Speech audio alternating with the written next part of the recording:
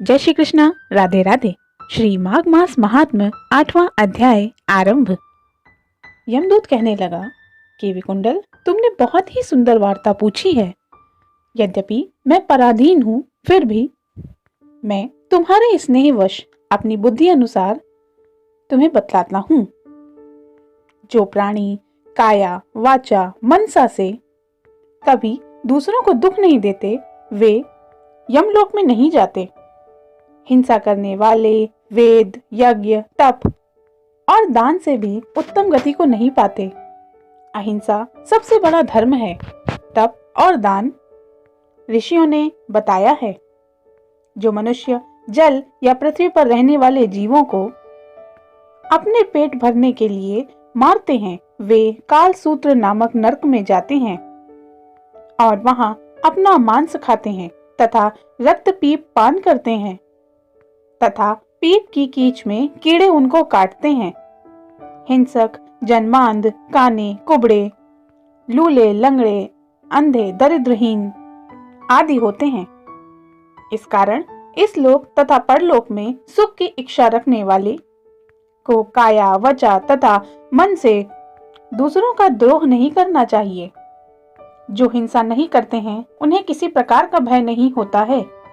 जिस प्रकार सीधी और टेढ़ी दोनों प्रकार की बहने वाली नदियां समुद्र में मिल जाती हैं, वैसे ही सभी धर्म अहिंसा में प्रवेश कर जाते हैं।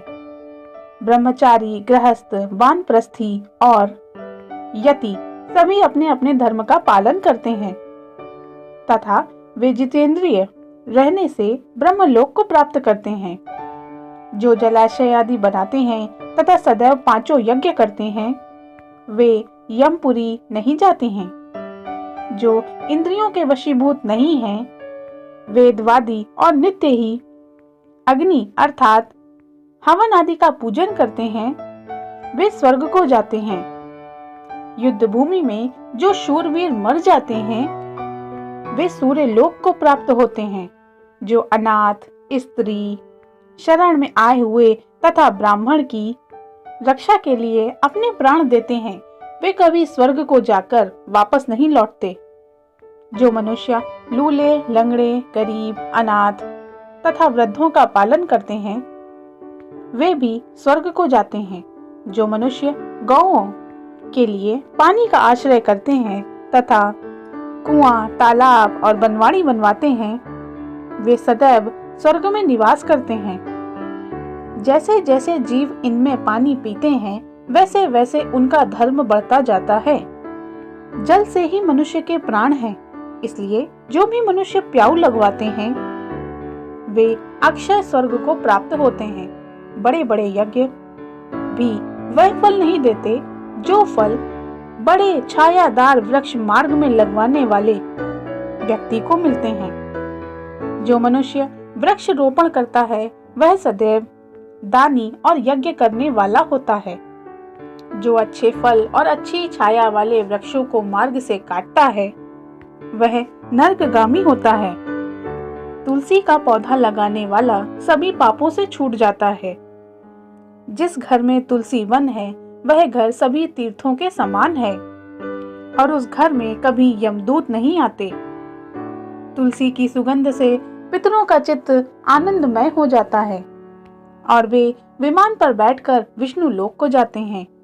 नर्मदा नदी का दर्शन, गंगा स्नान और तुलसी दल का स्पर्श, ये सभी बराबर बराबर फल देने वाले हैं। हर एक द्वादशी को स्वयं ब्रह्मा भी तुलसी का पूजन करते हैं। रत्न, सोना, फूल और मोती की माला के दान का इतना पुण्य नहीं जितना तुलसी की माला के दान का पुण्य है। जो फल आम के 1000 और पीपल के 100 वृक्षों को लगाने से प्राप्त होता है, वह एकमात्र तुलसी का एक पौधा लगाने से भी प्राप्त हो जाता है। पुष्कर आदि तीर्थ, गंगा आदि नदी, वासुदेव आदि देवता सभी तुलसी में वास करते हैं। जो 1 बार, 2 या 3 बार रेवा नदी से उत्पन्न शिव मूर्ति की पूजा करते हैं अथवा स्फटिक रत्न के पत्थर से आप के आप निकले हुए तीर्थ में पर्वत या वन में रखी हुई शिव की मूर्ति की पूजा करते हैं तथा मन में सदैव ओम नमः शिवाय का जाप करते हैं, वे यमलोक की कथा भी नहीं सुनते। प्रसंग, शत्रुता, अभिमान से शिव पूजा के समान पापों को नष्ट करने वाला तथा कीर्ति देने वाला तीनों लोकों में एक और कोई काम नहीं है।